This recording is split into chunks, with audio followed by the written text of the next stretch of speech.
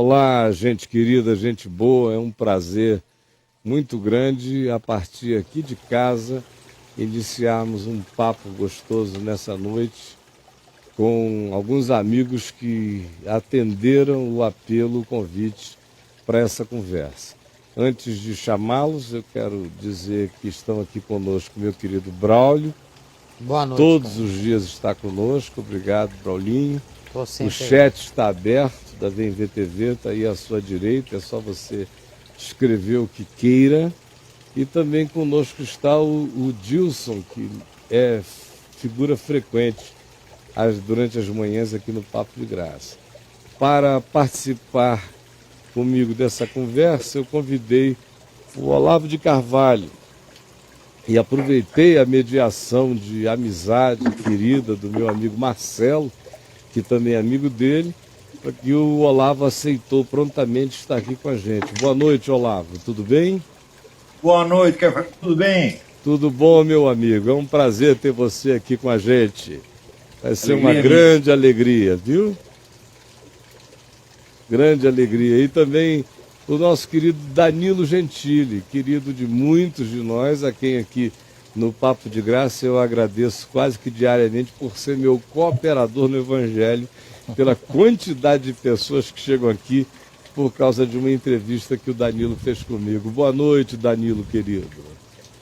Boa noite, Caio Fábio. Obrigado pelo convite aí. Quando apareceu o convite de conversar com vocês dois, eu fiquei feliz e animado. Acho que muita gente está esperando uma conversa entre os dois. Tem um tempo e acho que promete aí. Quem estiver acompanhando, está acompanhando um negócio meio que histórico ali. Que legal. Ainda mais nesse momento, né, que a gente está vivendo. E também é super histórico ter você com a gente, Danilo. E eu passo a palavra a você. Você que é o homem que vai nos conduzir, rapaz. Tá legal. Bom, vamos lá então. Vamos lá, sem mais delongas, né? Tá. Vamos ser objetivo como pede a internet e a ansiedade da molecada que usa a internet e do internauta como um todo. Bom, vocês dois às vezes têm alguns pensamentos diferentes, claro, como qualquer pensador independente que não está regido por um partido, por um líder, acaba tendo um pensamento diferente. Mas, mesmo com algumas divergências ideológicas que pode ter crescido ou diminuído aí ao longo do tempo, eu percebo que no atual momento, se eu estiver errado, vocês me corrijam, eu percebo que no atual momento os dois concordam em uma coisa. Indo direto ao assunto, os dois concordam que o PT deve sair do poder. Como vocês concluíram que o PT deve ser excluído do poder no Brasil e por que acham isso? Se essa minha impressão está certa. Eu acho que você está certo, mas eu gostaria que o meu querido Olavo começasse respondendo essa pergunta. Ele está nessa labuta dia a dia há muito mais tempo e no campo acadêmico, trabalhando a respeito disso. Se você me permite, Danilo, eu gostaria que o Olavo começasse falando a respeito da jornada dele a esse respeito, tá bom? Ok. Então, tá bom, vamos lá. Bom, não é bem que eu acho que o PT deve sair do poder. Há muito tempo, pelo menos desde o começo da década de 90, eu acho que o PT não deve existir.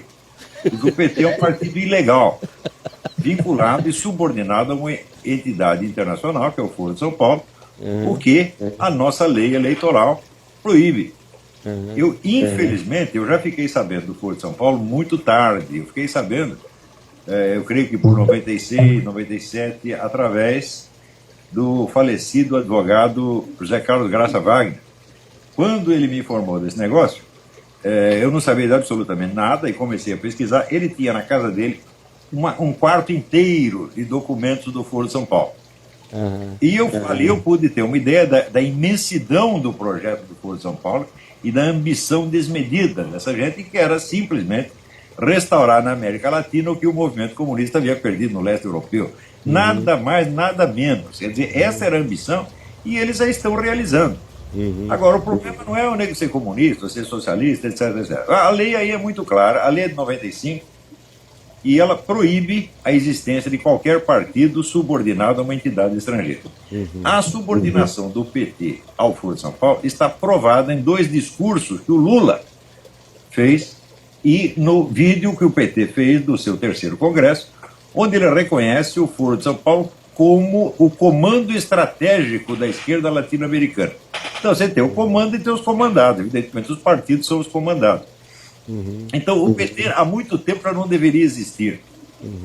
E não é só o PT, você tem o PT e você tem ali um círculo de partidos que o apoiam, tá certo? E tem as pessoas que o apoiam dentro de partidos que são nominalmente de oposição. Quer dizer, isso já é uma coisa, é um hábito antigo do Partido Comunista, ele ter lá os seus deputados, seus senadores, e ter deputados e senadores dos outros partidos também, inclusive de partidos adversários. Isso para eles é normal. Quer dizer, o mensalão não é nada mais, nada menos do que isso. Quer dizer, comprar todas as consciências disponíveis no Congresso Nacional. Eu acho que estavam todas disponíveis, mas não sei. Né? Pelo menos algumas centenas. É um imenso projeto de poder que não tem nada a ver com a nossa política eleitoral e que se impõe por meios, vamos dizer, os mais extravagantes e inusitados para a população que ignora a história do movimento comunista. E depois dos anos 90, quer dizer que acabou o comunismo na Rússia, o pessoal falou, então não vamos mais falar disso. E pararam de estudar. Eles já não estudavam antes. Mas eu estudo essa coisa há mais de 40 anos. E a gente reconhece de novo as mesmas táticas, o mesmo discurso e, sobretudo, a mesma habilidade de agir secretamente e camufladamente.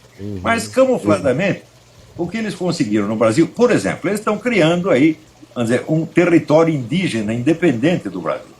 Isso já está criado praticamente. Para criar essa porcaria, eles vão lá e desalojam plantadores. Você viu esse caso de Suiamiçu. Por coincidência, eu tenho aqui duas pessoas que são da região e que me trouxeram uma imensa documentação sobre o que esse pessoal está fazendo lá. Isso aí é uma revolução comunista em marcha e já é avançadíssimo o estado de implantação. Não é só na via eleitoral, não. Eles usam, sobretudo, a via judicial e administrativa, que não passa pela discussão parlamentar, você está entendendo? Claro. Então eles vão montando um poder sem consultar ninguém. E, de preferência, sem que ninguém sabe, para realizar aquilo que falava Antônio Gramsci, que é transformar o partido, quer dizer, num poder onipresente e invisível. Você já tem isso aí. Quando as coisas chegam a esse ponto, eu digo, bom, no mínimo, tem que tirar o bicho do governo para que se possa, em seguida, investigar e punir todos os seus crimes, porque agora não dá. Agora você investiga, descobre tudo, que punição sai? Nenhuma. Então não temos condição, vamos dizer, de aplicar a lei. Então é este o problema. O que está em jogo nesta eleição é exatamente isso. Né? Claro que eleger o Aécio Neves não é a solução do problema, é o começo. É o começo do começo do começo. Porque o homem vai chegar lá e vai estar cercado de petistas. O PT aparelhou o Estado brasileiro inteiro. Então nós não adianta a gente votar no Aécio Neves, tem que votar nele e apoiá-lo depois, sustentá-lo depois no poder. Porque esse pessoal vai reagir e vai reagir com força. Eles não aceitam derrota, eles não aceitam retrocesso, como eles chamam. Então, é isso que eu vou dizer. Bom, eu pessoalmente tenho uma viagem diferente. Eu nunca simpatizei com o PT em tempo algum na minha vida. Quando ele surgiu no ABC, eu, por uma questão de que eu estava completamente tomado pelo impacto do Evangelho na minha vida, eu olhei para aquilo tudo, achei que era um fenômeno interessante, mas não tive a acuidade nem o interesse de me debruçar sobre o assunto. Eu estava muito focado em outras direções. Já foi mais ou menos aí por volta de 88, 89, que eu comecei a ter um convívio mais intenso com figuras do PT. E foi em 1991 que eu conheci o Lula e, sendo procurado por ele, tive um sem número de conversas a respeito. Só que o Lula que me procurou e encontrou uma pessoa que não estava com outra coisa a não ser com o coração de fato, sinceramente aberto para ouvi-lo, era uma pessoa que vinha pedir ajuda para dizer, olha, eu não sou quem pensam que eu sou, eu gostaria que você me conhecesse. E ele vendeu para mim um certo espírito e uma atitude que buscava se abrir, compreender, conversar, dialogar, incluir, enfim. Ele vendeu um pacotão para mim que logo depois ficou claro que era apenas uma coisa absolutamente particularizada para mim e para algumas outras pessoas. Em momento algum nesse processo, eu me senti cooptado pela proposta dele e por nenhuma outra. Existe dentro de mim uma impossibilidade de adesão a essas formas ou a quaisquer outras de cooptação. Mas eu assumi ingenuamente o ideal, o desejo de tentar criar um espaço de diálogo para ele junto à comunidade evangélica, que efetivamente, desgraçadamente, eu consegui. Acho que muito competentemente abri muitos espaços de diálogo, que são os espaços dos quais ele se serve até o dia de hoje. Até que chegamos a 1998, a maio de 98, quando o Lula, que já tinha tido 9 anos de longos e contínuos e frequentes encontros comigo, e me apresentado a muita gente que ele chamava de as pessoas arejadas do PT, chegou na minha sala num dia que ele, Leonel Brizola e um monte de outras pessoas estavam visitando a Fábrica de Esperança. Era a campanha presidencial de 1998, e enquanto ele aguardava na sala com um amigo comum, quando eu voltei do banheiro, ele estava absolutamente inquieto, me falando a respeito do fato de que eu tinha sido informado acerca de um dossiê que falava de uma conta dos tucanos num paraíso fiscal, e gostaria imensamente que eu tivesse dito isso a ele, porque ele disse: o meu amigo está dizendo que contou para o senhor e o senhor não contou para mim nem para ninguém. Por favor, eu preciso disso para ganhar essa eleição. Foi no dia que ele também me disse que o Muammar Gaddafi tinha 35 milhões de dólares para internar na campanha dele no Brasil, e ele queria saber se eu conhecia pessoas que pudessem fazer isso. Naquele dia iniciou-se um processo muito estranho dentro de mim. Eu não fui sensato e nem intenso por razões diversas naquele processo para agir como eu sempre agiria e agir em qualquer outra circunstância. Disse que não, mas fiquei me deixando tanger e levar. Aceitei de maneira extremamente idiota que eles continuassem falando comigo a respeito do assunto. Nesse processo, eu participei de um modo extremamente periférico, depois de uns 2 meses, mas o suficiente para minha consciência me dizer até o dia de hoje que eu fiz a coisa mais equivocada de toda a minha existência. O final disso foi o desembocar no chamado dossiê Caimã. Ele, José Dirceu e todo mundo pularam fora.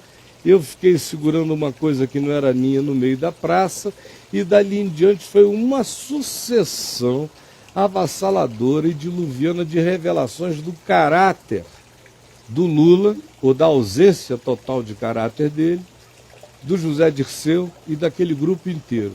Foi tão avassalador que eu cheguei à conclusão, muito antes do mensalão acontecer, que eu estava lidando com uma quadrilha totalmente abandidada e que tinha um discurso para consumo em determinados nichos de interesse, enquanto tinham uma articulação de natureza muito mais extensa e que visava um projeto de dominação e de controle mesmo, a ponto do José Dirceu ter me dito: no dia que nós conseguimos emplacar o Lula a primeira vez na presidência da República, a gente não sai mais de lá, e se sair com brevidade, sairemos 24 anos depois, após deixarmos tudo aparelhado. Daquele tempo para cá, independentemente do que eles tenham feito, do que me envolveu, do que me implicou, do que eu responda por isso, eu sou um homem adulto para admitir a idiotice da minha participação, maior ou menor, periférica ou de qualquer natureza, no processo, e vivo com as consequências disso diante de Deus e do meu próximo na cidadania. Mas ficou para mim, para além de qualquer teoria, eu fui introduzido não no quarto do amigo do Olavo com toda aquela documentação escrita. mas fui introduzido numa recâmara de apresentação dos personagens que logo vieram a se mostrar com todos os perfis não caricaturais, porém reais, de quem eles de fato são. Dali para frente foi uma avalanche de percepção a respeito do fato de que nós estávamos e tínhamos caído num malogro dos mais perigosos. Provavelmente agora, parafraseando o Lula, que repetiu isso exaustivamente, nunca antes na história deste país tenhamos tido uma situação de tanto aparelhamento, de tanta metástase, de tanto controle, que, como disse o Olavo, quem quer que ganhe, sendo no caso o Aécio vitorioso, vai ter que ter um esforço desmedido e ter que receber um apoio imenso, porque o aparelhamento é metástico, é profundo e ideologicamente penetrou todas as células e segmentos dessa sociedade. A gente vê aqui no Brasil, Olavo, em Brasília, por exemplo, em qualquer outro lugar, uma quantidade enorme de pessoas que não têm mais a coragem de manifestar o seu voto. No tempo da ditadura militar, na transição, as pessoas expressavam o seu voto com infinitamente mais franqueza, liberdade e menos medo persecutório do que elas estão tendo a coragem de manifestar o voto dela num suposto regime democrático, numa transição que seria apenas entre um partido e outro, e não entre um regime e outro. Mas o medo delas é tão grande que caracteriza o fato de que é uma transição de um regime para outro regime. E fazendo lembrar ainda que no tempo dos militares, em 82, 83, 84, 85, 86, a transição aconteceu não sem alguns embates, mas muito menos patrulhamentos, muito menos aparelhamento do que a gente vê acontecendo, por exemplo, agora. E esse desespero do PT com relação a imaginar a não continuidade revela de maneira explícita a intenção ditatorialista plantada em cada célula da intenção governista deles. Para não estender, essas são as minhas razões. Viu, Danilo? Sim, ok. É o seguinte, enquanto vocês estão falando, eu estou monitorando aqui, tem um problema acontecendo nesse exato momento, que acho que é um problema bom. Vocês me disseram que o Vem VTV aguenta 150 mil pessoas, não é isso? Pois é, já tem milhares de pessoas aqui no meu Twitter, centenas, eu exagerei, centenas aqui, falando que não está conseguindo assistir, que sobrecarregou o site. Aqui? A gente continua daí, tenta ir pro Hangout ou continua daqui? Vamos embora. Mas eu acho, deixa eu ver o pessoal técnico lá dentro, porque aqui a gente está acostumado a receber pelo menos isso, e não cai não. Se vocês forem no meu Facebook, no meu próprio Twitter, vocês vão ver que todo mundo, logo depois que eu postei o link, já ninguém mais consegue acessar. Fala que tá travado. Eu quero que o pessoal aí de dentro me dê um retorno, Dedivaldo. O que vocês estão tendo aí dentro? Tá tudo normal? Como é que a gente faz? Uns dizem que conseguem, outros dizem que não. Quer dizer, já devemos ter ultrapassado os 150 mil. De qualquer forma, vai ficar gravada a conversa. Vai estar gravada, está gravada. E ela vai repetir muitas vezes aqui na Vem VTV. E também nós vamos fazer os recortes dela, mandar para você, por lá, vamos publicar de todos os modos possíveis, tá bom? Tá. O Olavo de Carvalho e o Caio Fábio vocês falaram uma coisa, um ponto de convergência ali, uma impressão que os dois têm do PT, mais que impressão, provas, documentos e tudo. O Caio Fábio vivenciou uma experiência, o Olavo estudou muito, né, anos isso. Aliás, o Olavo falou do Foro de São Paulo, eu lembro que durante muito tempo ele ficou falando e todo mundo falava assim, é maluco, é teoria da conspiração. Aí você ia perguntar pros petistas, pros esquerdistas do Foro de São Paulo, eles mesmos negavam que existia isso, falavam que era maluquice. Hoje, eles não só assumem que isso existe, como ainda faz propaganda, como se fosse uma coisa linda e bonita que está acontecendo, né? Por quê? Por que os jornalistas nunca quiseram investigar se isso estava acontecendo ou não? Por que só agora falam nisso? E qual é o interesse da imprensa em nunca ter noticiado isso e deixar chegar onde chegou? Bom, Olavo, se você quiser começar, começa, meu amigo. Então, primeiro eu quero fazer, antes de responder isso aí, eu quero fazer uma notinha sobre o relato do Caio Fábio. A nossa experiência aí foi muito diferente, porque eu já vinha estudando a coisa há muito tempo. Em 1993, eu publiquei um livro, A Nova Era, a Revolução Cultural, onde já estava lá explicado toda a estratégia do PT antes de eu conhecer o Foro de São Paulo. Dali eu me baseava não nos documentos do Foro, que eu não conhecia, mas nas atas de assembleias do próprio PT, que ninguém lia. Porque é característico do PT, como de outros partidos de esquerda, aquela duplicidade comunista, onde você tem um programa para fins de propaganda e outro programa para ser realizado. E esse último ninguém conhece. Ele sempre opera em 2 andares, né? Um visível e outro subterrâneo. E eu já, naquela época, eu examinei os documentos do PT e já peguei toda a estratégia que eles estavam seguindo, de ocupação de espaço, de aparelhamento do Estado, etc. Tudo isso já estava. Né? O Caio Fábio, ele não tinha visto nada disso, ele estava participando da coisa e ele foi levado à sua atitude atual por um choque moral que ele veio a ter depois, como muita gente teve, mesmo sem saber a retaguarda da coisa.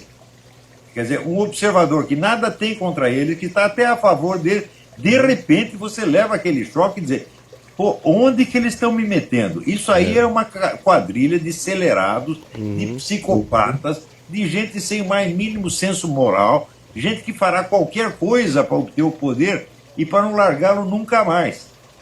Em 93, no livro A Nova Era, eu já tinha explicado, o PT não é um partido como os outros, que está aí para concorrer nas eleições e fazer rodízio no poder. Não.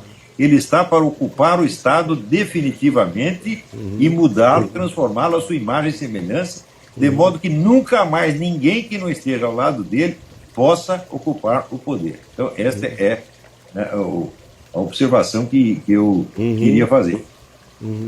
Agora, quanto à nova pergunta, você podia repeti-la, Danilo? Eu falei sobre o Foro de São Paulo, porque você citou ele no início, e eu mesmo desconhecia o termo até que eu fui pesquisar aí, lendo coisas que você escrevia, que depois de você outras pessoas escreveram. Aí eu percebi que você está um tempão falando do Foro de São Paulo, mas tipo, muito tempo, e quando você falava, todo mundo falava, a própria imprensa ignorava, falava, é a teoria da conspiração, é maluquice, onde já se viu, são partidos organizando pro golpe comunista, onde a revolução, isso não existe. E aí, os próprios partidos esquerdistas, o próprio PT negava a existência, naquela época que já estava acontecendo. E você falava que estava acontecendo. A imprensa ignorava. Os partidos esquerdistas negavam. Hoje, nem a imprensa ignora, e os partidos que estão envolvidos não só assumem, como propagam como se fosse uma coisa muito legal, muito boa. Por que a imprensa não teve interesse em noticiar isso antes, quando estava lá no começo do negócio? E por que também a própria esquerda encobria isso e hoje não tem mais vergonha de falar abertamente que isso existe? Já durante o tempo do regime militar, o pessoal esquerdista e comunista em especial já tinha o domínio da mídia brasileira. Você não tinha um direitista ocupando a direção de um jornal. Era tudo pessoal, ou do partido ou companheiro de viagem, já no tempo dos milicos. E o negócio era mais cínico ainda, porque eles dominavam a grande imprensa e dominavam também a imprensa nanica, na qual se queixavam da grande imprensa. Então é sempre com 2 mãos, você está entendendo? Vai para um lado e vai pelo outro. Então o número de esquerdistas que ocupa cargos de direção, cargos de influência na mídia ainda é muito grande. Graças a isso, a existência do Foro de São Paulo foi ocultada de todo o povo brasileiro por 16 anos. E não só aí. Veja, aqui nos Estados Unidos, no Council of Foreign Relations, o dito especialista em Brasil, do Council of Foreign Relations, que é o maior think tank dos Estados Unidos, Kenneth Maxwell, ele negou abertamente a existência do Foro de São Paulo. Ao mesmo tempo, onde um colunista da Veja e professor de História do Brasil na Sorbonne, o seu Luiz Felipe de Alencar, também negava. E não, isso é invenção de um maluco lá do Rio de Janeiro, que era eu. Quer dizer, é uma coisa de um cinismo, cinismo da parte de uns e burrice da parte de outros. Então, ou uma conspiração da maldade com a burrice, como sempre acontece, para que a verdade não aparecesse. Chegou uma hora que não dá mais para esconder, os caras falam, bom, agora a gente não dá para esconder mais, vamos assumir. Então começaram a assumir, e o primeiro a assumir foi o próprio Lula, no ano de 2005, no aniversário de 15 anos do Foro de São Paulo, onde ele confessava que o Foro de São Paulo, o próprio Foro de São Paulo, além do Foro de São Paulo ser o andar subterrâneo do movimento comunista, ele próprio tinha também um andar mais visível e outro mais subterrâneo. Quer dizer, nós temos as assembleias, todo mundo discute, mas o importante é as conversas reservadas que nós temos entre governantes. Eu, Hugo Chávez, Fidel Castro, etc, etc, onde nós combinamos a política que nós vamos fazer para intervir uns nos países dos outros. O cara confessou isso em 2005. Esse discurso ainda está na página da presidência da República. Quer dizer, mesmo eu confessando, as pessoas ainda negavam. Então, é claro que é um fenômeno muito estranho, tá certo? Eu acho que nunca aconteceu isso no mundo. Você vê aqui nos Estados Unidos, por exemplo, o pessoal levou um tempo para perceber o negócio dos documentos falsos do Obama, mas levou 2 ou 3 anos, depois começaram a perceber. Mas no Brasil foram quase 20 anos para perceber o que está acontecendo. Então é um país muito indefeso contra essa gente. Quer dizer, um grupo de psicopatas, criminosos, tramando a conquista do poder total, consegue ludibriar o país inteiro. É um país indefeso. Indefeso por quê? Porque ninguém estuda, e todo mundo tem opinião pronta a respeito do que não conhece. Eu quantas vezes não tive confronto com empresários, com líderes militares, que aqueles caras pomposos que faziam de conta que sabiam tudo, tá certo? E não sabiam coisa nenhuma, tá certo? E essa gente negava ou a existência ou pelo menos a importância do Foro de São Paulo. E hoje está aí. Nas próprias assembleias do Foro, o pessoal diz: nós conquistamos a vitória, nós estamos por cima, agora nós dominamos tudo, e é verdade. Olha só, eu não me dei conta do Foro de São Paulo até mais ou menos eu começar a ouvir declarações do Lula, já aí por volta de 2005, fazendo essa associação explícita e deixando clara a realidade de que havia um projeto de América Latina bem definido e praticado por eles mesmos. Foi quando, fazendo uma leitura retroativa, eu comecei a pegar os pedaços, os fragmentos de conversas do Lula comigo, convites dele a mim para participar do Foro de São Paulo, que entrou por aqui e saiu por ali porque eu estava tão ocupado com outras coisas que achei que era mais um convite para fazer parte de uma comissão, de um foro de discussão, de algum projeto reflexivo do chamado governo paralelo, de coisas semelhantes a dezenas de outras para as quais ele me chamou entre 1991 e 1998. E como eu tinha uma agenda muito cheia, eu disse: olha, infelizmente não vou poder participar. Recebi alguns convites para viajar para alguns lugares, para acompanhá-lo, para encontrar certas pessoas, mas para mim, àquela altura, com a minha vida tão focada em outra direção e tão desguarnecida em relação a qualquer que fosse a intenção de uma agenda secundária que o Lula e o PT tivessem, inclusive na intenção de me cooptar para ela, eu não dei a devida atenção. Foi a posteriori que eu fui juntando links, fui vendo pedaços de declaração, especialmente do Dirceu a mim.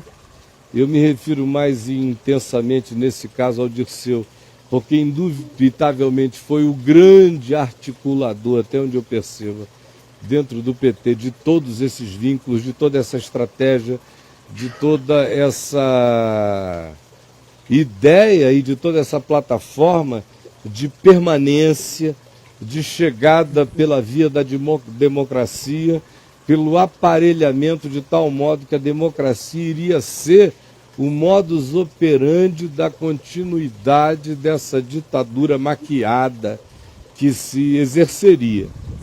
E foi por essa via que eu cheguei ao Fórum de São Paulo. Quanto à sua pergunta, Danilo, de por que a mídia trabalha com essas categorias, tem um lado dela, da resposta, que eu acho que é o que o Olavo já colocou. Durante o período militar, do golpe militar, paradoxalmente, foi o período no qual mais se produziu livros de natureza ideologicamente de esquerda no Brasil. As editoras, os jornais, as revistas. Por exemplo, uma revista como a Veja já foi uma revista tida e considerada como de esquerda há 35, 40 anos atrás. Hoje em dia ela é tida pela esquerda como uma revista de direita.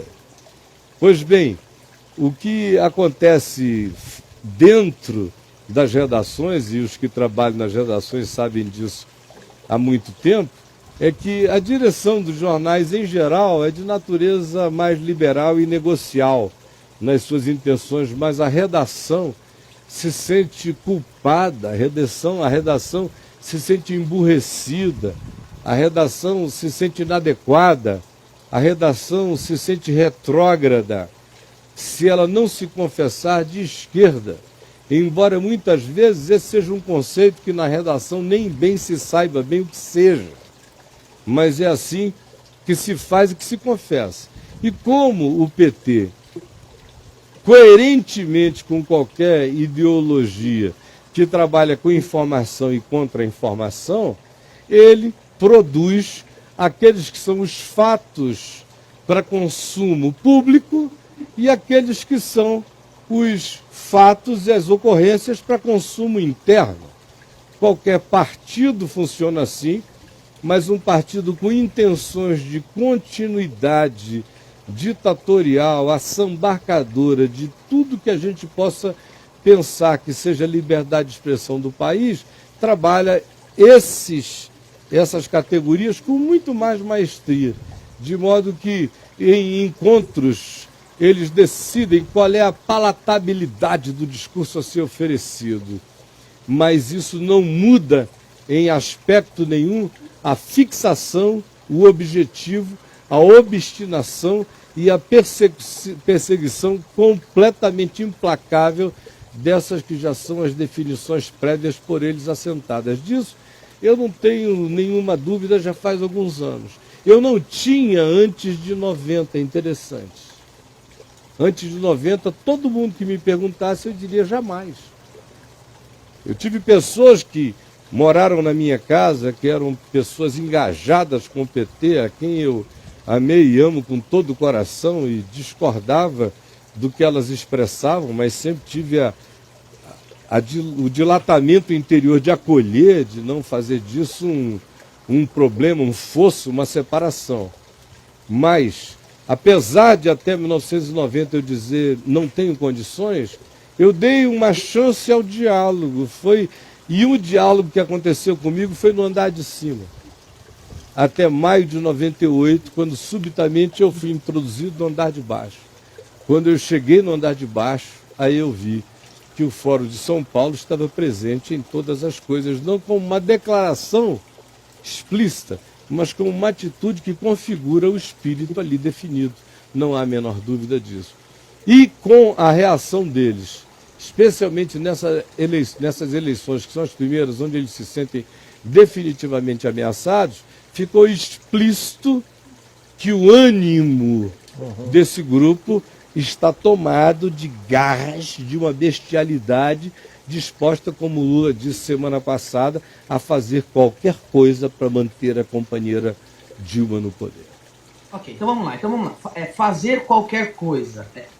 Olavo, Caio, o que implica esse qualquer coisa? Eu recentemente entrevistei o professor Diego Aranha, que é um professor da PUC, que examinou as urnas eletrônicas de perto e levou ao TSE um relatório que mostra diversas falhas de segurança na urna e como ela pode, com uma só chave, ter o resultado de todas as urnas alteradas, se assim quiser, se assim tiver uma operação para comprometer a eleição do país. Esse qualquer coisa para se manter no poder, que o PT é capaz, poderia envolver uma fraude na urna eletrônica, que aliás é um equipamento muito, pelo menos passível de dúvida, já que democracias mais fortes do mundo não tem uma urna desse tipo.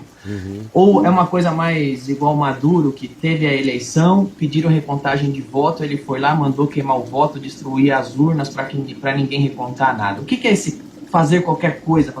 É possível que uma coisa dessa aconteça? Vocês acreditam nisso? Qualquer coisa significa literalmente qualquer coisa. É fraude eleitoral, é é difamação, é chantagem, é propina, é ameaça, é assassinato, o que for necessário, porque os caras foram educados dentro desta ética. Aquilo que aumenta o poder do partido é bom, e aquilo que o enfraquece é ruim. Este, para eles, é o absoluto, é o imperativo categórico. Todos são assim. Isso é mentalidade comunista já há muitas décadas. Sempre foram assim e não vão mudar. Quer dizer, confiar nessas pessoas é ser enganado. Você vê aí a história do Caio Fábio. O Caio Fábio tinha toda a boa vontade com eles, não tinha nenhuma desconfiança, tá certo?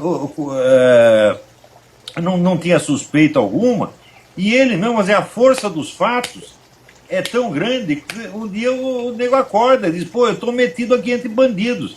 Pessoas que são, como diz o termo dele, são de uma bestialidade imensurável. Entendeu? E pessoas que, no meu entender, têm que ser banidas da vida pública. Porque eu não sou a favor de prender ninguém, nem de matar ninguém, tá? Mas eu acho, sinceramente, essas pessoas todos aqueles que usaram o aparelho de Estado para a prática de crimes têm que ter os seus direitos políticos cassados em caráter vitalício e ser proibidos de exercer qualquer atividade na educação ou na mídia para sempre. Eles têm que ser devolvidos à sua vida particular. Tem que sair da vida pública. As pessoas não têm o direito de estar na vida pública, por quê? Estão usando o Estado para a prática de crime, para favorecimento do seu grupo. E isto, para eles, é natural, isso é bom. Você ver o vídeo em que o Lula se gaba de ter mentido para respeito de... Ele diz, eu chegava lá em Paris e dizia, no Brasil tem 25 milhões de meninos de rua e outras coisas. Ele se gabando, achando lindo o que ele fez. Como é que nós podemos dialogar com uma pessoa dessa, que é uma mentalidade psicopática? Leia o livro do Dr. Andrew Lobachevsky, que fez um estudo sobre a elite política comunista na Polônia, e você vai ver como é a mentalidade desses caras. São pessoas absolutamente amorais, mas que têm um senso de autodefesa, tá certo? Exacerbado. Autodefesa grupal exacerbada. Né? E chega ao ponto da paranoia de enxergar inimigo onde eles não têm. Você vê, durante muitos anos, só houve oposição ao PT na internet. Você não tinha isso na mídia, você não tinha nos partidos políticos, não tinha nada. Mesmo assim, eles diziam, olha, a elite fascista está querendo nos derrubar, etc. Quem era a elite fascista? Era eu, Reinaldo Azevedo, né? A Graça Salgueiro, mais meia dúzia dos coitados, tá entendendo? E eles tinham medo da gente, porque faz parte do seu instinto de autodefesa hiperbólico enxergar inimigos por toda parte. Bom, tanto enxergar inimigos, os inimigos acabaram aparecendo. E eles levaram agora essa surra bem merecida. Na realidade... Mas merece muito mais do que isso. Outra coisa, eu quero observar uma coisa. Muito antes deles aparelharem o Estado, eles tinham aparelhado a mídia inteira. Você vê, o Caio Fábio citou, muito bem lembrado, o caso da Veja. Não era só a Veja, a Editora Abril inteira estava aparelhada pelo Partido Comunista e pela AP. Diretores da Abril estavam metidos nisso. As redações eram só militantes do Partido Comunista ou da AP, inteirinha, de alto a baixo. Começar pela Veja, o seu Mino Carta, que é até hoje um servidor, puxa-saco do PT, tá certo? Ele já era a mesma coisa naquela época. Então, eles já tinham dominado totalmente a mídia. Claro que depois tem as novas gerações, elas entram sem tanta convicção assim. E alguns começam a pensar e mudam de ideia. Mas eles ainda têm o controle da mídia. Olha só, eu acho que nesse qualquer coisa que o Lula disse, vale qualquer coisa, eles têm uma história que a gente não precisa nem comparar a nenhuma outra, mas apenas lembrar da história construída por eles mesmos, aonde tudo foi válido até aqui. Tudo. De onde é que a gente está vindo? A gente está vindo de uma sucessão de casuísmos, de imposições, de vale tudo, de manobras, de blindagens, de compras, de aquisições, de corrupções, de contabilidades fantasiosas. Até assassinatos suspeitos, né? Celso Daniel, Sombra, Companhia Limitada, a família do Celso Daniel, os irmãos dizendo. que o Olavo de Carvalho, no dia do enterro, em prantos, teria confessado o que teria acontecido de fato. Não, Gilberto Carvalho, não fui eu, não. Olavo, foi o Gilberto de Carvalho, desculpa. Gilberto Carvalho. Não é meu parente, hein? O Gilberto de Carvalho, no dia do funeral, já falou mais de uma vez a respeito disso, e outras suspeições de eliminações, sem falar no trato. O trato é esse. Se você quiser continuar com a gente, você faça qualquer coisa conosco. Porque se você tiver um pingo de alguma consciência que lhe coloque numa posição refratária, nós vamos fazer de você um ente absolutamente fantasmagórico em quem tudo cola como transferência. Esse é um poder extraordinário psicológico coletivo que eles desenvolveram. Foi tornarem-se seres em quem nada cola. Ao passo que qualquer um outro acerca de quem eles falem alguma coisa, tudo cola. Por exemplo, eu os vejo terem a coragem, não que o Aécio seja qualquer um santo e nem seja nenhum projeto alternativo proposto como ideal nosso para qualquer coisa, é apenas uma alternativa de alternância àquilo que, se não for alternado, será catastrófico, que é a continuidade desse projeto. Mas eles têm a coragem de todo dia você ler na internet a lista de bagaceiras do Aécio. Ah, o Aécio cheira. Se o Aécio cheira ou não cheira, eu não sei. Agora, eu sei que o Lula bebe igual um doido. E entre a cheirada e a cafungada do Aécio e o porre certo do Lula, meu Deus, o do Lula é um fato comprovado. É um fato social. Social. Aí os caras chegam e me dizem, o Aécio come mulher gostosa. Ainda bem pro Aécio, né? Se ele estivesse comendo porcaria, como é o nome daquela secretária da presidência da República em São Paulo? Rosemary. Rosemary. Então, um gostinho melhor, não é, o do Aécio. Aí eles vêm, aí me falam, porque... Das cabritas, né? Oi? O Lula disse que tem a saudade das cabritas. Das cabritinhas, dessas coisas todas. Ele é o bebê de Rosemary. Ele é o bebê de Rosemary. Fez um monte de placa, uma, né?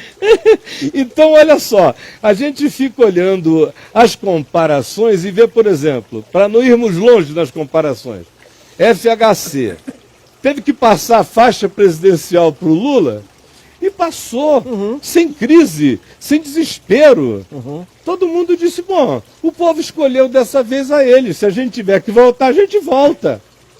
Essa é uma atitude que, sem que a gente esteja advogando a santificação dessas figuras, não é o caso, mas é uma figura cidadã, é uma postura cidadã e politicamente completamente normal e aceitável, faz parte de uma transição. A gente ganhou, eles perderam. Este governo, todavia, não admite perder. Não admite perder. Ou seja, eles estão a ponto, nesse qualquer coisa, de partir para qualquer coisa. Pode ser na urna, pode ser através de outras formas de manipulação. Eu realmente oro para que o Dias Toffoli tenha lá a melhor equipe que ele possa, que ele fique livre de toda e qualquer ascendência que o Lula ou o PT possam ter tido da indicação dele e a gente não sofra um estelionato dessa magnitude. Mas que a nossa fragilidade é imensa, não resta a menor dúvida, e eu não teria a menor titubeio quanto a voltar para os bullets de fazer voto no papel e contar e só 4 dias depois ter um resultado. Eu me sentiria bem mais confortável do que com essa possibilidade de hackeamento tão facilitada. O país inteiro quer pegando o voto gancho no aí que papel. o cara falou Não é só você vai falar, Olavo? Desculpa. O país inteiro quer o voto impresso. Ninguém confia nessas maquininhas. Exatamente. Inclusive o professor da PUC que eu entrevistei, que falou que foi lá no TSE, levou um relatório explicando todas as falhas da urna, explicando onde a urna é passível de fraude, e é muito fácil fraudar a urna. O que ele me disse é o seguinte, que você só precisa de uma porta para fraudar todas as eleições, apenas uma chave. Eu apenas vi. uma chave, você muda o resultado de todas as urnas. Eu Ele vi, pegou, fez um mostrei relatório, levou no TSE, ele foi no meu programa, tá na É, internet para quem quiser assistir. Eu mostrei você entrevistando a ele aqui no Papo de Graça. Exato. E aí, sabe o que ele me disse? Você viu, Caio? E aí ele pegou e disse o seguinte: quando eu fiz um relatório, levei para o TSE e avisei as pessoas que a urna é perigosa, que a urna não é transparente e nem segura, como se diz, o TSE disse que eu estava atentando contra a segurança pública. Nossa, cara. O cara vai, leva um projeto de segurança pública e sai como alguém que está atentando contra a segurança pública. Ai, é trágico, meu amigo. É o único Agora, só país pegando onde aí ajuda atrapalha, né? É. Mas pegando uma carona aí no que o Caio falou sobre as difamações que rodam na internet, esses caras eles têm organizações, eles são organizados, tem o tal do MAV, do PT, que é uma militância virtual muito organizada que transforma. Meu Deus, você mentira em deve verdade sofrer a com beça com isso, né, Danilo? Eles se organizam nas Você redes deve sociais, sofrer a beça inventam com que isso. você é isso ou que é aquilo, e daqui a pouco a manchete está no jornal que você é isso mesmo. Você falou do caso do Aécio, que ficam falando que o Aécio cheira pó e tal. Eu não sei se ele cheira, se ele não cheira, mas uma contradição eu enxergo aí, que é esses caras, os petistas, os caras do PSOL, os esquerdistas que tanto demonizam Aécio por dizerem que ele cheira pó, são os caras que mais militam pela legalização das drogas. São os caras que querem, que lutam até no Foro de São Paulo para que as Farc virem partido político. E de repente eles ficam ofendidinhos porque uma pessoa usa droga. Quer dizer, eles lutam para legalização da droga, falam que tem que legalizar, aí quando um adversário deles tem um boato que usa droga, eles ficam todo ofendidinhos e tal. E isso me leva a uma outra pergunta que eu vou fazer aqui, que são assuntos que são usados nos debates aqui. Então, hoje o Brasil passa por problemas sérios como volta da inflação, projetos do governo que visam cercear a liberdade de opinião na internet, opinião na imprensa. O partido do governo, o PT, e os aliados do PT, tipo o PSOL, são aliados a ditaduras genocidas, através do Foro de São Paulo. Saúde e educação é precária. A gente tem alto imposto oprimindo toda a população, seja rica ou seja pobre. E, no entanto, os assuntos nos debates que mais da mídia é casamento gay, legalização da maconha. Esses realmente são assuntos que devem ser discutidos em um debate presidencial? É um assunto de suma importância em qualquer plano de governo? Porque eu tenho a impressão que esses assuntos, eles deveriam estar em pauta quando já tivesse tudo bem com o país. Claro. Mas vamos falar de outras coisas. Por que se debate tanto essas coisas? Na realidade, eu muito penso importante. pessoalmente, viu? Eu penso sinceramente que isso tem a ver, diante de tantas pautas cruciais, que a gente tem um corolário de pautas de vida ou morte no país todos os dias. E acho que ficar discutindo isso numa campanha presidencial foi apenas uma estratégia do João Santana para poder fazer da tuitada do Malafaia uma coisa mais importante na campanha eleitoral do que foi de fato, para fazer a impressão, dar a impressão de que a Marina mudou isto ou aquilo por causa de uma tuitada do Malafaia, e eles nem se falam, nem conversam.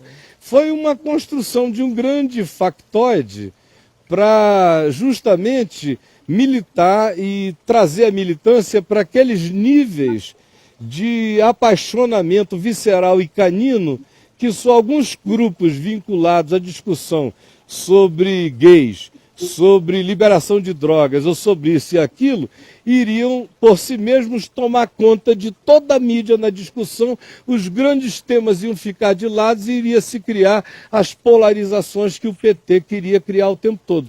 No início com a Marina, uma maneira de polarizar com a Marina foi dizer: Malafaia decidiu mudanças no programa dela. E a gente ficou aqui 20 dias discutindo essa idiotice. Uma vez que a Marina é carta fora do baralho em relação à continuidade, eles vão eleger os temas que sejam os da distração das grandes questões, enquanto a gente fica perdendo tempo com o fato que se o Aécio cheira pó ou não cheira pó. Mas e aí?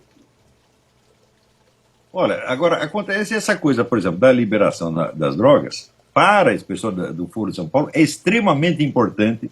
Por quê? Porque eles dependem de dinheiro das Farc. Então, eles querem adotar aqui a mesma estratégia que adotaram na Colômbia, né? De embelezar, branquear as Farc. Então, as Farc, do dia para a noite, seriam transformadas numa empresa legal e num partido político, tá certo? E haveria dinheiro a rodo para todo mundo legalmente. Então, para eles, esse tema é importante. Tá certo? Mas nós sabemos o seguinte, que no Brasil existem 70 mil homicídios por ano, que os nossos estudantes tiram sempre os últimos lugares nos testes internacionais, que a inflação está aí de volta, que o Brasil não cresce, nós sabemos tudo isso.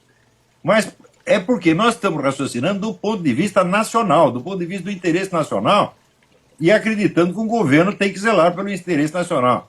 E esse pessoal pensa o seguinte, a função do governo é zelar pelos interesses do grupo revolucionário comunista, acima de tudo. Eles estão acima da nação, acima da humanidade, acima dos 10 mandamentos, acima de Deus, acima de tudo o que existe. Só existe eles. Quer dizer, é um umbigocentrismo, tudo gira em torno do umbigo deles. E é natural que sejam assim, sempre foram. Né? Agora, sobre essa questão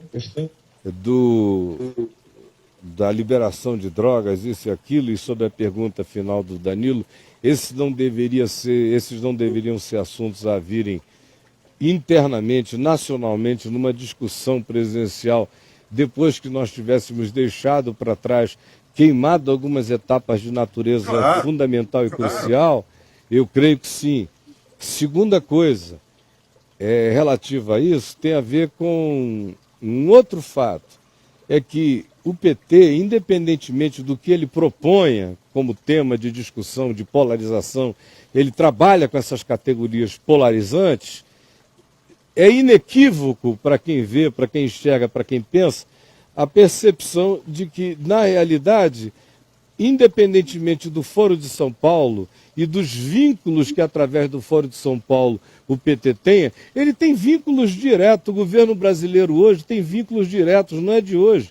Nós nos acompliciamos com tudo que havia de quadrilismos internacionais no mundo, do Oriente ao Ocidente.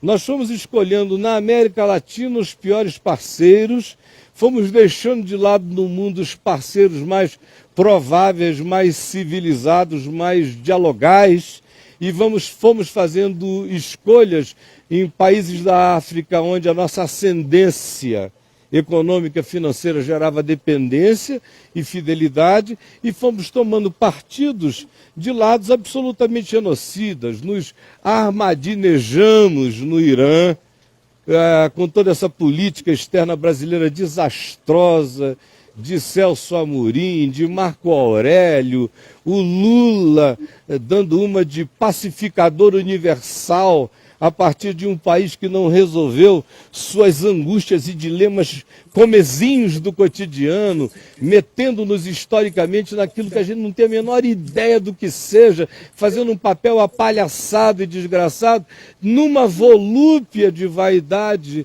para manifestar também dentro do Foro de São Paulo quem dava as cartas, porque o Fidel Castro é uma figura reverenciável e simbólica, arquetípica desse movimento. Mas o conflito, enquanto o Hugo Chávez estava vivo, o conflito de poder ficou naquela alternância.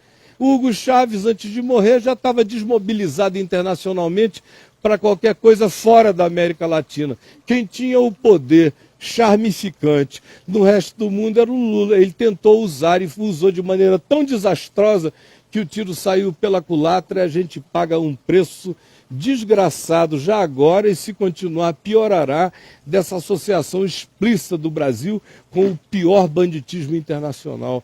Com o Foro de São Paulo ou sem Foro de São Paulo, a nossa cara está para fora. Mesmo. Tem toda razão, tem toda razão. Quer dizer, é um acúmulo de vergonhas e de iniquidades como nunca se viu. É aquilo, nunca antes da história desse país. Nunca antes da história desse país. Conhece tanta É maldade. onde a frase mais se encaixa para ver que desgraça foi o governo dele. Olha, se encaixou perfeitamente. Nunca antes, Danilo, na história desse país, a gente viu coisa igual. Nunca viu. Falando nisso tudo aí, o líder do movimento do Sem Terra, ele já deixou claro que se o PT não ganhar a eleição... O Stedley, né? Exatamente. Ele vai transformar a vida das pessoas um inferno. Eu me lembro que na era do Fernando Henrique Cardoso, o Sem Terra, eles viviam invadindo fazenda de todo mundo. Todo dia era invadir a fazenda do Fernando Henrique foi invadida. Eu me lembro. Pelo MST. Ficou meses invadida, né? Meses invadida. Meses invadida. Porém, desde que o PT virou situação, virou governo, eles estão bem quietinhos, estão bem domados. O filho do Lula tem terra pra caramba, os sem terras, nem passa pela cabeça deles invadir aquilo lá. Isso tudo me faz, como cidadão, me faz duvidar da autenticidade desse movimento social. Porque daqui de onde eu estou, me parece que não é um movimento autêntico, me parece que é só um exército dos muitos exércitos de massinha de manobra que o PT tem. Vocês concordam com isso ou não? Eu 100%. concordo. E você, Olavo? Eu também. Eu vejo o movimento do Sem Terra como um braço para E quais são os outros braços? cumprir inconveniências que o PT, como um partido político, não quer assumir para ele. Então, o MST faz o trabalho sujo, o trabalho inconveniente, o trabalho de ponta, o trabalho de assalto, que o PT não quer fazer, mas o PT jamais não assumirá a atitude patronal sobre o MST no que diz respeito a ajudá-lo, mas nunca assumirá oficialmente, enquanto os interesses do poder forem isso, de que o MST é apenas um braço aparelhado para realizar as ações externas que o PT, como partido ou como grupo, não está interessado em oficializar. O MST e outros também, como o dos moradores sem terra de São Paulo, que tem um cara muito mais articulado do que o Lula era há 40 anos atrás, dos sem teto. Tem um garoto lá, um rapaz, muito mais articulado do que o Lula era quando começou há 40 anos atrás. Que o Lula, pelo menos, me disse que começou querendo só tirar onda no sindicato, que o negócio dele era tomar umas cachaças, comer umas menininhas. Começou, na verdade, tirando o dedo, né? Tirando ali na brincadeira, vai para lá, vai para cá. Foi se envolvendo muito mais por causa de Dona Marisa e de outros. Agora, esse garoto que está aí no movimento dos sem teto é um sujeito muito mais articulado, ele parece ser independente, mas ao mesmo tempo eu fico me perguntando quem é o herdeiro de todos esses movimentos que a gente teve no ano passado da população na rua, que fez aquele auê inteiro, que a gente chegou a pensar que era uma coisa em relação às políticas do governo, mas de repente nós vimos aquilo tudo ser silenciado e eu fico me perguntando quem foi o dono daquela compulsão. Quem foi o patrono daquela compulsão que está em silêncio agora? Ali, evidentemente, aqueles movimentos, eles foram insuflados pelo próprio governo, só que depois saiu do controle deles. Eles convidaram a massa a protestar e saiu uma pá de gente que eles nem conheciam protestando contra o próprio governo. Então, eles não tentaram parar, evidentemente. Agora, tem um ponto importante aí. É tradicional no movimento comunista o uso simultâneo de meios aparentemente legais e meios criminosos, brutais, etc, etc. Por isso mesmo, esse movimento tem que ter um acelerador e um breque. No caso, por exemplo, no tempo do FHC, apertaram o acelerador do MST. Na hora que o PT sobe, aperta o breque. Pronto a voltar à ação assim que a situação mudar. Que é exatamente o que eles estão prevendo que vai acontecer agora. Se o PT cai do governo, então recomeça a onda de invasões, de agitação, etc, etc. Eles já prometeram, e isso faz parte da qualquer coisa que nós estávamos falando antes. É da qualquer coisa, com certeza. Faz parte. Pode ser considerado um braço do PT, assim como é o MST, assim como é o Movimento Sem Teto e outros movimentos de minorias que a gente vê por aí? Fala, Olavo. Sim, sem dúvida. Sem dúvida. Quer dizer, o negócio tem um monte de pseudópodos para tudo quanto é lado. A gente não pode centrar o negócio só no PT. Por isso que a gente tem que raciocinar em termos de Foro de São Paulo e de uma estratégia abrangente.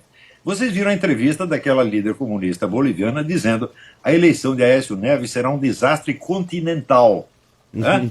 Isso quer dizer que a eleição de Aécio Neves atrapalha uma estratégia continental. Claro. Uma estratégia abrangente e muito ambiciosa. Não é só questão de PT, porque tem muito pessoal aí, por exemplo, liberal, que acha nós devemos só discutir a questão do estatismo e da livre empresa. Quer dizer, uma questão teórica de economia. Não, você tem que levar em conta a estratégia político-militar cultural na sua abrangência, senão não vai entender o que está acontecendo. É. Né? E, na realidade, o que aconteceu a partir do Fórum de São Paulo e das articulações todas que daí brotaram, é que existe uma capilaridade que, para eles, se o governo do Brasil deixar de ser um governo do Lula e do PT, atinge e enfraquece essa capilaridade inteira, porque a grande fonte alimentadora de recursos financeiros, de recursos técnicos, de comunicação, de apoio, de conferenciamento, de patrocínio de encontro, e tudo isso sai hoje do caixa mais forte do movimento, que é o governo brasileiro que está financiando isso tudo, como financia ainda a existência da ilha de Cuba. Sem dúvida. Ficam discutindo se Porto Rico deveria se desvincular ou não se desvincular dos Estados Unidos. Eu não sei porque que o Brasil não anexou a Cuba ainda, né? Só a nossa ilha de estimação, patrocinada por nós. Hein, Caio? Oi, Olavo, tudo bem? Aqui é o nosso amigo Dilson fazendo uma pergunta. Tudo bem. É uma colocação, Olavo. Eu não acompanho assim há tanto tempo como você, mas não indo tão longe, olhando agora mesmo o discurso em voga do PT, da Dilma, uma coisa que me chama a atenção é que eu percebo que ele se caracteriza por aquilo que caracteriza, na sociologia, um fato social. É assim, é alguma coisa genérica, é um discurso genérico para todo mundo, caiu do céu, é uma verdade inconteste, né? Ele é caracterizado por uma outra característica do fato social, que é a exterioridade. Então ele é antes de mim, depois de mim, sabe? Eu sou só uma peça nessa engrenagem. E a última característica do discurso, que eu acho poderosamente perigosa, é a questão da coercitividade, que é a terceira característica, Olavo, né? Você sabe melhor do que eu, de um fato social na sociologia. Então, assim, dá a impressão que virou o PT e esse movimento todo. A Dilma fala de um programa quase que hermético. Ele é fechado, sabe? Ele é, e não há ninguém que pense no programa assim. Esse que é o perigo, por mal.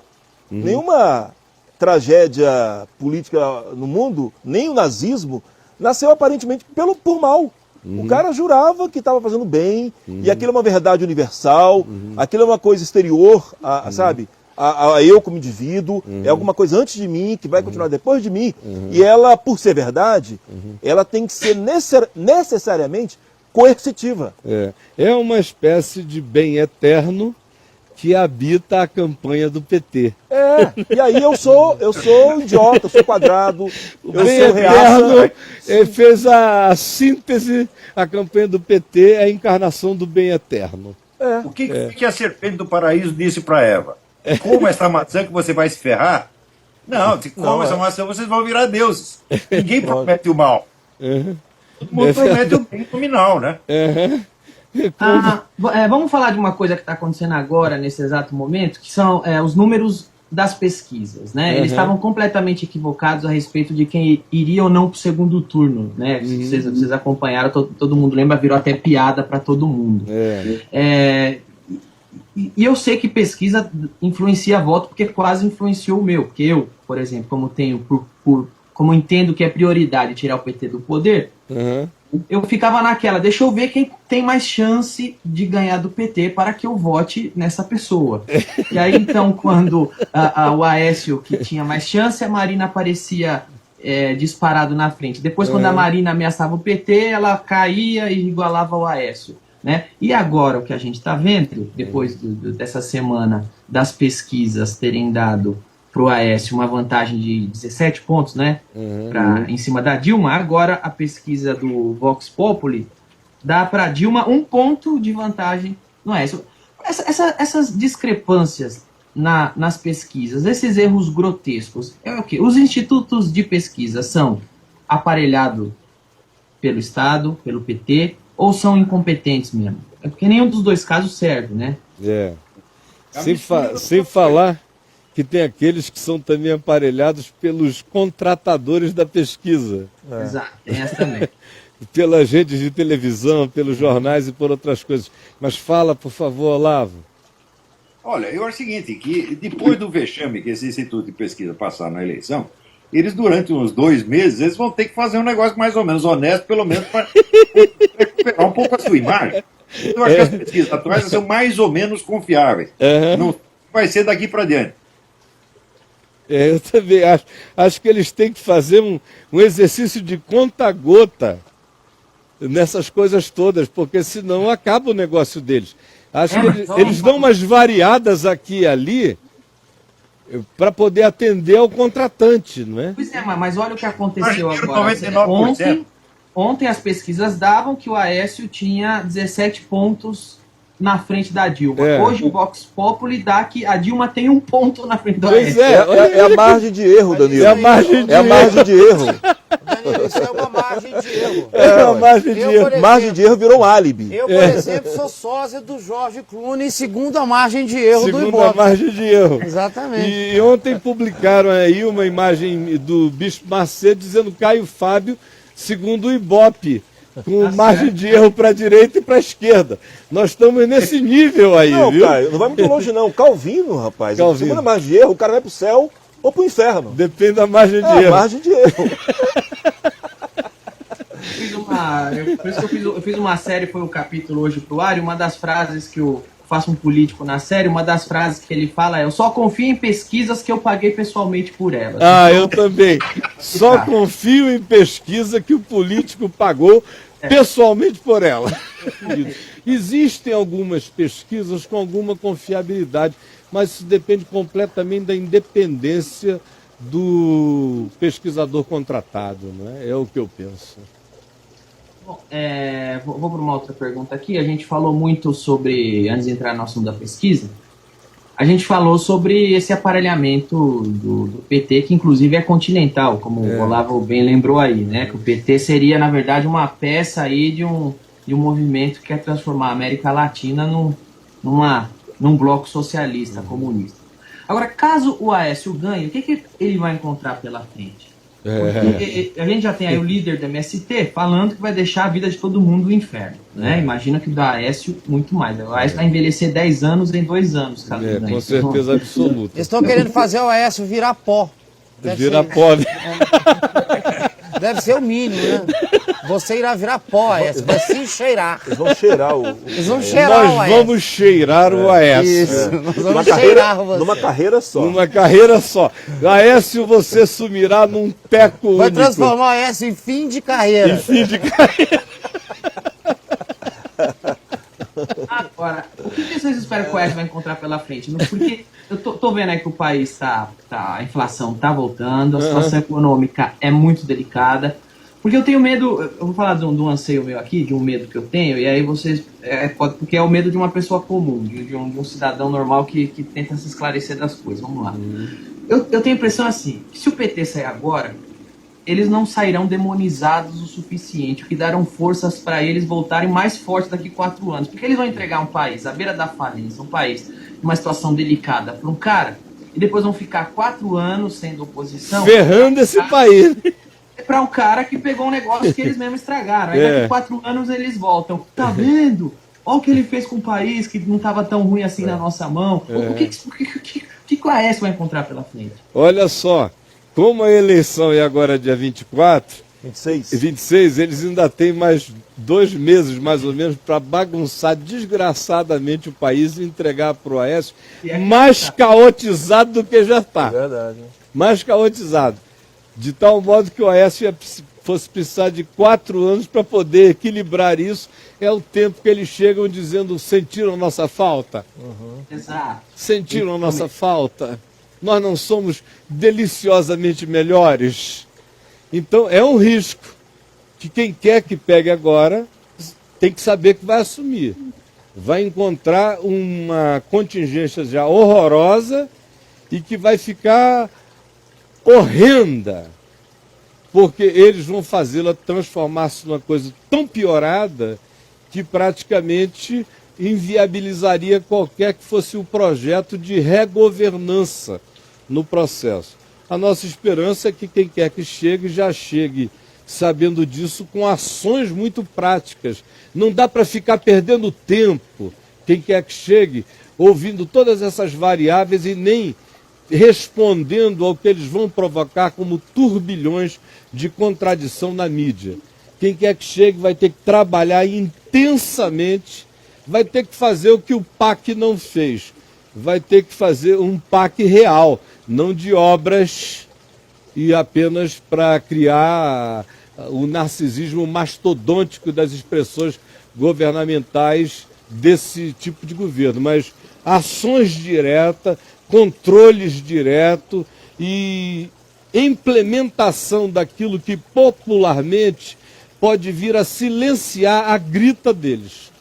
Porque eles vão trabalhar de um lado com a mídia, de um outro lado com esses braços do PT que fazem o trabalho que o partido não precisa fazer, e de um outro lado, se houver alguma interrupção de fluxo na direção da população carente que se viciou nesses 12 anos, nesse patronismo petista da ação social, isso tudo tem que ser mantido intacto, vai ter que transformar assistencialismo em ação social mais autônoma para devagar ir produzindo uma população que vá conseguindo andar com as próprias pernas, se é que isso vai ser possível. Em 4 anos não o será. O Aécio quer estabelecer o autoimpedimento dele a partir do 5º ano, se for o caso. Mas quem quer que venha, a gente vai ter que ter a bem-aventurança de que chegue entendendo e a população, a essa pessoa corroborando com um projeto de alguma continuidade que amenize o aparelhamento desgraçado que o PT estabeleceu. Do contrário, a gente vai ter uma alternância de 4 anos, o que já é melhor do que nada, porque em 4 anos surgem muitas novas mentalidades, novos pensamentos, novos protagonistas, novas pessoas. É melhor do que qualquer continuidade que a gente tenha, mas não é garantia de que 4 anos depois eles não terão usado o que eles mesmos fabriquem para ser uma catapulta do retorno deles para o processo de poder. Hein, Caio? E aí eu teria uma pergunta, Olavo, para você é o seguinte. O que esperar de uma sociedade apática como a nossa, que está apática, apolitizada como a nossa? Ou aparelhada, né? E aí também aparelhada. O que esperar? Nesses 4 anos, se o Aécio... Agora é o Aécio, lógico. Nesse vazio de uma sociedade que fosse participativa. Mas uma esperar, sociedade cara? Desanimada. O que esperar? Desiludida também. Se isso vira um vácuo, Existe uma nesses 4 desilusão. anos, como é que se mobiliza essa sociedade, né? Isso é um risco. Aí não temos só o vácuo. Nós temos um fator essencial, que é o seguinte: somente o pessoal do PT e da esquerda revolucionária tem militância organizada. Segundo, eles já aparelharam o Estado brasileiro praticamente inteiro. Não só a administração pública, mas o aparato judiciário também. Isso quer dizer que o Aécio chega lá, o que ele pode contar? Com um pequeno apoio parlamentar e com apoio difuso do eleitorado, da população. E talvez as Forças Armadas. Isso é o que ele tem. Agora, o próprio Estado brasileiro vai estar contra ele e fazendo tudo para boicotá-lo. Isso quer dizer que se ele não desmantelar esse sistema de dominação petista, ele não conseguirá governar nem um único dia. Então a primeira coisa é remover essas pessoas, não só de cargos eletivos, mas de todos os cargos. Tem que tirá-los do governo inteiramente, senão ele não conseguirá governar. Então esse é o primeiro desafio. Antes de ele pensar, por exemplo, o que é que eu vou fazer com a economia brasileira, o que é que eu vou fazer com a educação, etc, etc. Não, o que eu vou fazer para remover esses obstáculos de modo que eu possa governar. Esse será o primeiro item do programa. Não é um item muito popular, tá certo? E é uma coisa que vai levar tempo, dar trabalho e provocar muita resistência. Quanto àqueles que votaram no Aécio, eu digo, não basta votar. É preciso se organizar em militância para dar força ao homem quando ele decidir desmantelar esse sistema. Ele vai precisar de muito apoio. Senão ele está ferrado. Vai ficar isolado como o Collor de Mello. Quando você pensa o seguinte, o Collor de Mello... Não, eu sempre achei o Collor de Mello um coitado, um brocoió. Tá certo? Mas não votei nele, nem votaria jamais, nem para vereador. Mas ele foi derrubado do poder por causa de um Fiat que ele deu para uma pessoa lá. Elba. Com o mensalão, tudo veio depois. O Fernando Collor de Mello é Madre Teresa de Calcutá. Né? E, no entanto, Perto ele dessa o moçada aí, derrubaram está beatificado. o derrubaram com a maior facilidade, inclusive usando pessoas da direita. Eu me lembro que o Roberto Campos saiu do hospital para ir lá votar a favor da cassação do Collor. Veja o poder de manipulação que esse pessoal tem. Eles conseguem acuar as pessoas que elas ficam com vergonha de não apoiar. Então é preciso ter muita coragem, é preciso ter militância organizada para fazer face a tudo isso. Se não tiver isso, o Oeste vai ficar isolado e vai se dar muito mal. Eu também concordo e acho que o grande desafio tem a ver com esse aparelhamento que, como eu disse, é metástico. Está em todos os lugares. E a mais difícil de todas as ações é essa. E tem mais. Tudo que a gente está vendo de reação a essa mudança tem a ver justamente não com a mudança do governo, mas com a perda do posicionamento no aparelhamento do poder. Essa é a grita que a gente está vendo aí. Quando a gente percebe que pode haver uma alternância de poder, que o PT pode sair e um outro governo chegar, mais do que qualquer coisa, tenho certeza, não são as divergências ideológicas, isso é o argumento para inglês ver. Não são os argumentos nem as discussões de natureza programática. Isso aí é para inglês ver, é conversa. O que está em questão mesmo é a posição, é a função, é o poder na estrutura piramidal desse aparelhamento. É aí que está a grita de todos. Vou perder a mamata. Porque instalou-se um governo de mamatas extraordinárias. No meio disso tem todo o ideologismo a ser praticado para manter o esquema inteiro fluindo em coerência ideológica. Mas o interesse é de uma mesquinharia absolutamente imediata. Tem a ver com a mamata da posição na localização nesse aparelhamento do poder que cada um ocupa. O poder para desmobilizar isso é mais importante e é mais crucial e tem que ser mais poderoso porque é mais vital do que o poder com o qual se ganhe a eleição. Olha, ganhar essa eleição é mais fácil do que desmontar essa estrutura, infinitamente mais. Ganhar a eleição é um fato de um momento. Debates, charmes, conversas, população vai aqui, vai ali. Agora, na hora do vamos ver, desmontar esse aparelhamento inteiro é onde todo tipo de corroboração de iniciativa e de ajuda e de amparo tem que dar. E não é uma questão de alinhamento ideológico com a Aécio, com o PSDB. É uma questão de alinhamento com a possibilidade de haver futuro para o Brasil. Sem dúvida. Futuro para o Brasil. É supra-ideológica essa questão. A gente está falando de sobrevivência nacional em termos de alguma viabilidade para essa nação ainda. Do contrário, nós vamos nos virar mais um grande bolsão de uma dominação que eu não quero fazer parte dela nem morto, meus amigos. É isso mesmo. Uma pergunta, é uma pergunta bastante idiota e leiga aqui. Olhando por esse lado, não seria melhor o PT ganhar, quebrar a merda toda e todo mundo e sair demonizado para nunca mais voltar do que voltar daqui 4 anos? Ainda é melhor sair agora e... Mas sabe qual é o problema, Danilo?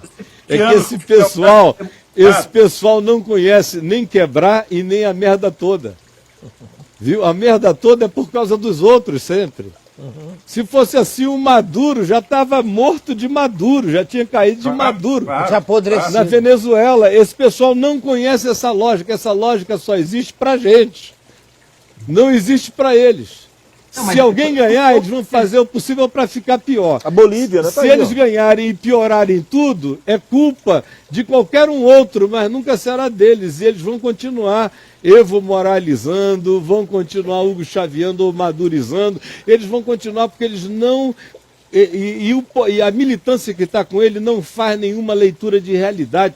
Houve uma suspensão de realidade pelo fanatismo pentecostal. De razão, né, cara? Nós estamos Olha, diante... atenção, é atenção, de- esse é um detalhe importantíssimo. Uhum. Se você está numa democracia europeia, então quando a economia vai mal, e tem inflação, e tem desemprego, o governo cai. Numa situação ditatorial, ao contrário, quanto mais o governo destrói o país, mais força ele tem. Mas sequestra, né? Mas Você veja sequestra. o Fidel Castro.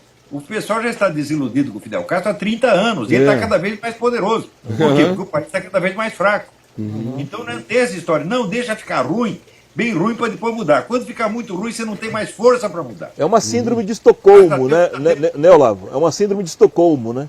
Exatamente. Você apaixona pelo sequestrador. Exatamente. E quando Olha, se eu apaixona, vou fica mandar tão pra você dependente que não tem alternativa mesmo. Né? recado específico para o Danilo Gentili. Danilo, eu vou mandar para você uma documentação sobre o que esse pessoal está fazendo na região de Suiamiçu, que é uma tragédia descomunal. É um crime, assim, imensurável, tá entendendo? E ninguém está sabendo, ninguém está noticiando. Eu vou mandar tudo para você, vou dizer para os produtores rurais procurar em você, para você divulgar esse negócio. Porque minha capacidade de divulgação é limitada. Eu atinjo mais assim, o pessoal de elite, jornalista, estudante, mas você fala com o povão direto e o povão precisa saber o que está acontecendo. Para ter ideia da profundidade da ação desse pessoal na sociedade brasileira, não é só na esfera eleitoral ou administrativa. Quer dizer, há uma revolução comunista em curso, há uma ocupação territorial do país por essa gente, inclusive forças estrangeiras. A coisa é de uma gravidade indescritível. Eu vou mandar essa documentação para você, vou mandar para você também, Caio Fábio. Tá bom, manda sim, Olavo. Agora, ó, sobre o que você está falando, tem uma coisa interessante a dizer, corroborando o que você está dizendo, é que até a própria expressão socialista, comunista, esquerda, direita, viraram banalidades nessa história. Porque Isso. eu noto que até a gente falar com as categorias de infiltração comunista é coisa que eles querem. Porque eles conseguiram fazer isso também, algo tão de Andrômeda, tão distante, que a população já nem acredita mais na existência disso. Eles estão trabalhando com categorias semânticas diferentes, eles vão fazendo a mesma coisa com a anunciação de outras. E esse aqui é o grande ardil, é que a impressão que dá é que não tem nada do gênero acontecendo, porque eles cobrem tudo semanticamente com outro tipo de cobertura, enquanto eles enfiam subrepticiamente o mesmo conteúdo.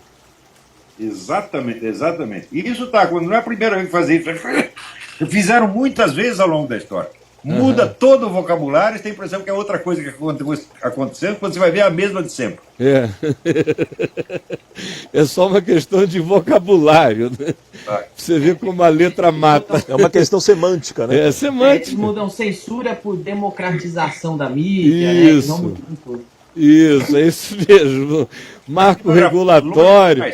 Marco civil da internet, aí eu vejo um monte de Isso. idiota artista apoiando. Pô, É. os caras- Agora, só o fato de terem que discutir democracia nos meios de comunicação e na internet já revela mal intenção, né?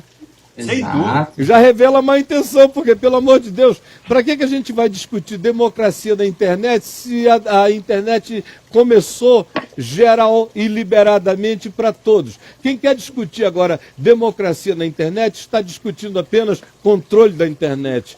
Porque a Exatamente. democracia da internet é não deixá-la sem nenhuma discussão. Bom, você vai lá ler eu li o documento do Marco Civil, é todo escrito em 9 línguas, né? Aquela linguagem do 1984, é duplo pensamento total aquilo. Aham.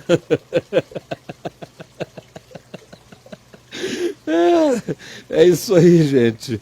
Agora, infelizmente, as pessoas parece que só entendem o que dizem para elas que é para entender, não é? Porque uma das coisas que aconteceu é que o país inteiro não consegue entender o que dizem que não é para entender. Exatamente. E aí a gente fica nesse estado, a gente fica sempre falando uma língua que ninguém entende. Sim, mas nós não podemos esquecer que a tal da Revolução Cultural, a ocupação de espaço na esfera cultural, começou nos anos 60. Eles prepararam isso com muita antecedência. Quer dizer, o movimento editorial, jornalístico, eles já tinham domínio total disso na década de 70, 80. Aham. Então isso foi longamente, a mentalidade foi longamente preparada para ela rejeitar qualquer informação que seja desagradável a eles. Aham. Isso não se faz do dia para a noite. E você falou na palavra certa, desagradável a eles. Essa É, que é a palavra. Porque é um outro sintoma fácil para quem quer avaliar. Quem é que está com boa intenção social e política numa sociedade?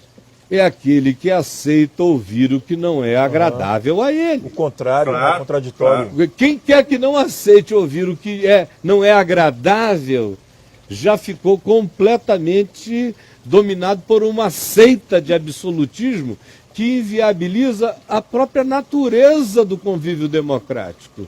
Que é o que a gente tem hoje acontecendo no PT. Você não pode dar uma opinião contrária que todo mundo fica querendo te devorar, como se o perfumista do livro O Perfume jogasse o perfume do PT e a população viesse e te comesse vivo numa praça de Paris.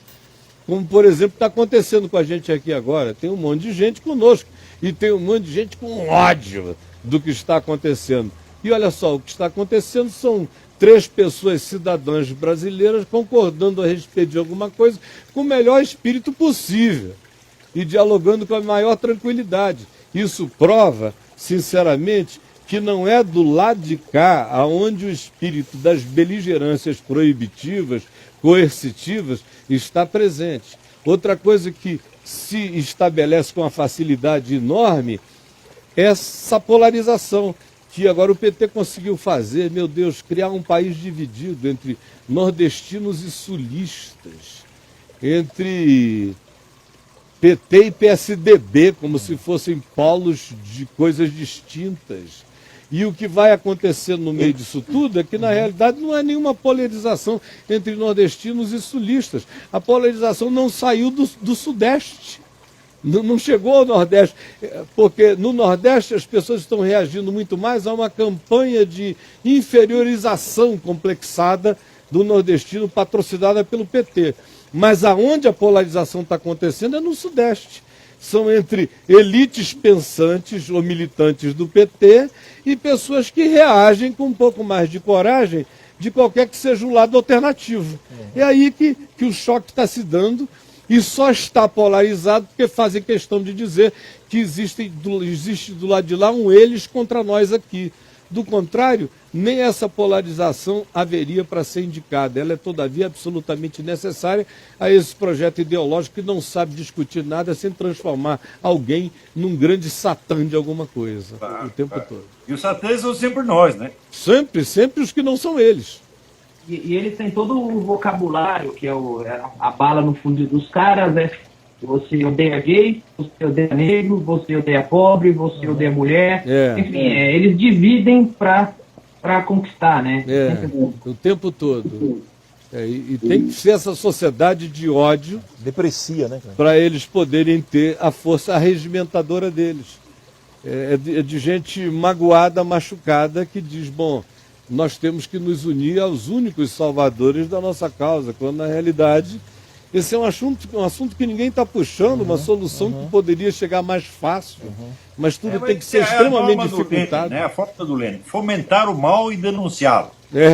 Assim você duplica. É verdade. Está tudo na mesma base, mesma ideologia, mesma proposta o tempo todo. Não muda nada. Tudo igual. Uma mesmice. É o seguinte, eu vou ter que me retirar, eu tenho outro compromisso em seguida, eu calculei aqui 1 hora, 1 hora e meia, eu acho que já chegamos no prazo aí, não podemos também cansar os ouvintes. Não podemos só nós falar, tem que deixar os outros falar um pouco também. Tá bom, meu querido Olavo. Que não seja o último, espero que volte a acontecer, gostei muito desse também. Com vocês. Eu também, né? Olavo, nós também, né, Danilo? Também, claro, foi excelente aí. E olha, enquanto não democratizam a internet, podemos fazer isso, né? Amém, meu amigo. Olha, vamos fazer, hein, Danilo? E vamos fazer, Olavo. Quero aqui pessoalmente agradecer ao Olavo, que prontamente aceitou, ao Danilo, que foi maravilhosamente simples na aceitação. Estou aí contigo, pastor, vou estar lá no Hangout e a gente vai fazer, estamos no mesmo espírito. Eu fico feliz de ter esse encontro, da gente poder fazer isso aqui na Vem VTV. Acho que é uma contribuição que a gente está tentando dar a um processo que nós temos todos como cidadãos do Brasil diante de nós. Obrigadão, Olavo, está mais do que compreendido e grato, de coração, dá um abraço na Roxana, não é? Obrigadão. Um beijão. E Danilão, a gente está aqui, vamos continuar falando. Um beijão para você. Para vocês aí. E ó, eu digo todo dia aqui que você é meu grande cooperador no Evangelho, viu?